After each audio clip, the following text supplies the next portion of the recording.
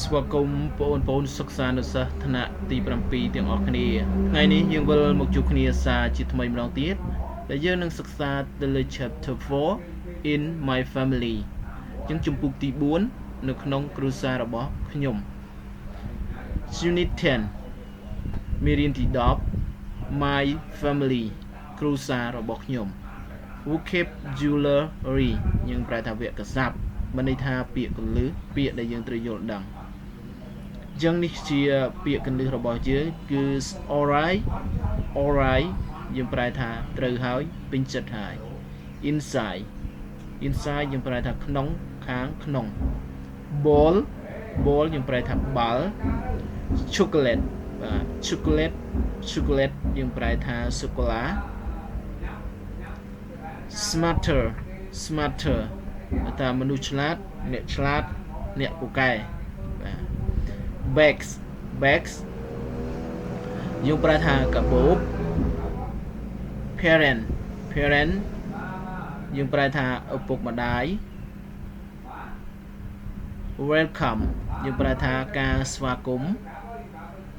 បាទអញ្ចឹងយើងសិក្សាទៅលើ 10A my family tree បាទ family tree យើងប្រែថាម៉េចធាងនៃគ្រួសារ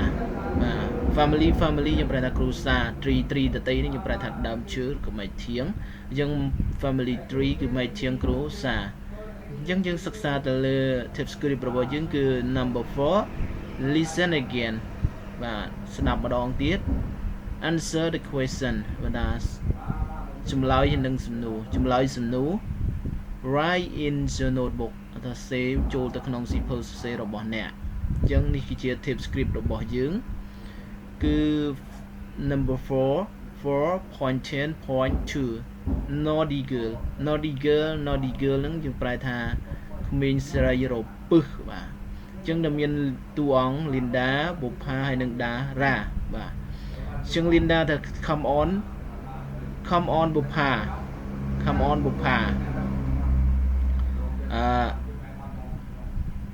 មកនេះបុប្ផា come on បុប្ផាឬក៏មកនេះបុប្ផាឬក៏លឿនឡើងបុប្ផា school is over សាលាចប់ហើយថាសាលាសម្រាកហើយ let's go shopping តោះទៅផ្សារចឹងបុប្ផាថា alright ត្រឹមត្រូវឬក៏ថាតោះបាទចឹង Linda ថា look មើល there's a bag ទាំងនេះនៅទីនោះគឺជាកាតាបមួយ it is blue where it's blue where ពណ៌ខៀវ whose is it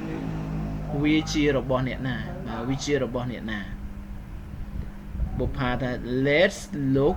inside and see តោះមើលនៅខាងក្នុងនឹងឃើញហើយអញ្ចឹងបុប្ផា there's a ball and some chocolate បាទ there's a ball and some chocolate ថានៅទីនោះមានបាល់មួយហើយនឹងសូកូឡាមួយចំនួន This only one notebook នៅទីនេះបាទនៅទីនោះគឺជាសៀវភៅសរសេរមួយក្បាល There's aren't any pen and there's aren't any book នៅទីនេះវាមិនមែនទាំងនេះវាមិនមែនជាប៊ិចហើយនៅទីនោះវាក៏មិនមែនជាសៀវភៅដែរបាទអញ្ចឹង there aren't any pen and there aren't any book នៅទីនោះវាមិនមែនជាប៊ិចជាច្រើនហើយនឹងមិនមែនជាសៀវភៅទេ I think it's Dara bag ខ្ញុំគិតថាវាគឺជាកាតាបរបស់តារាបាទខ្ញុំគិតថាវាគឺជាកាបូបរបស់តារា I think it's Dara bag បាទអញ្ចឹងយើងសិក្សាបុកបន្តទៀតគឺបុប្ផាអូលោកអូមើលនោះ there's a photo នៅទីនោះមានរូបថតបាទមានរូបថត photo យើងប្រែថារូបថត Linda សួរថា really ប៉ិតឬ is he តើគាត់នៅឯណាបុផាថា he here គាត់នៅទីនេះ and this is Dara's older brother ហើយនេះគឺជាបងប្រុសរបស់តារា and this is Dara's older brother ហើយនេះគឺជាបងប្រុសរបស់តារា Linda គាត់ឆ្លើយវិញថា he's good looking បាទគាត់មើលទៅទំនងគាត់មើលទៅហមគាត់មើលទៅសមអញ្ចឹងយើងមើលរូបថតទៅមើលទៅគាត់ថាគាត់ទំនងបាទអញ្ចឹង good looking មើលទៅវាទំនងគាត់ឈោកាច់រៀងកាច់អីអញ្ចឹងបាទអញ្ចឹងគេប្រើភាសាថា he's good looking គាត់មើលទៅទំនងបាទគាត់ស្អាតគាត់សង្ហាទំនងបាទអញ្ចឹងមើលថា oh yes បាទឬក៏ចា and he's much better at school than Dara ហើយគាត់គឺជាមនុស្សដែលឆ្លាតនៅសាលាជាងតារាបាទគាត់នៅសាលាគឺឆ្លាតជាងតារាបាទអញ្ចឹងឃ្លានេះថា and he's much better at school than Dara ហើយគាត់នៅសាលាគឺពូកែឬក៏ឆ្លាតឬក៏ប្រសើរជាងតារា Linda and who this ហើយនរណានៅទីនោះហើយនោះគឺជានរណាបាទ and who this ហើយនេះជានរណាបាទ and who this ហើយនេះគឺជានរណាឧបមាថា that's Dara's younger sister នៅទីនេះគឺប្អូនស្រីរបស់តារា she is 2 នាងមានអាយុ2ឆ្នាំ and she really smart ហើយនាងពិតជាក្មេងពិតជាឆ្លាតណាស់ហើយនាងគឺឆ្លាតណាស់បាទ she's smarter than Dara នាងពូកែជាងតារាឬក៏នាងឆ្លាតជាងតារា Linda's are these Dara parent តើទាំងនេះគឺជាឪពុកម្ដាយរបស់តារាឬបុព្វតា yes this is Dara dad ចាឬក៏បាទនេះគឺជាឪពុករបស់តារា he tall គាត់ខ្ពស់ and this is Dara mom ហើយនេះគឺជាម្ដាយរបស់តារា she pretty នាងស្រស់ស្អាត បាទអញ្ចឹង Linda they so lucky to have him បាទ they so lucky to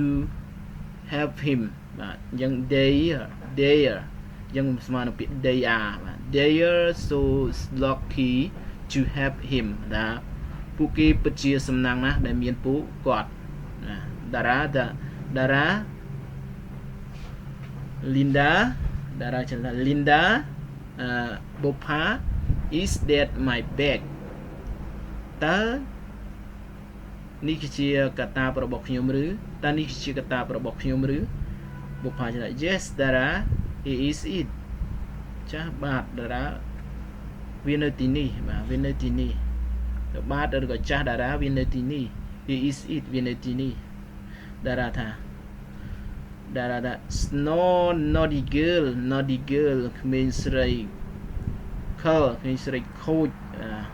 ក្មេងស្រីរពឹសអីយ៉ាងទៅ now let me have my bag បាទ my bags ឥឡូវឲ្យកាតាប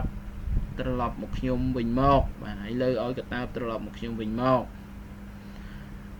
Linda ហើយនឹងបុប្ផាឆ្លើយថា you are welcome Dara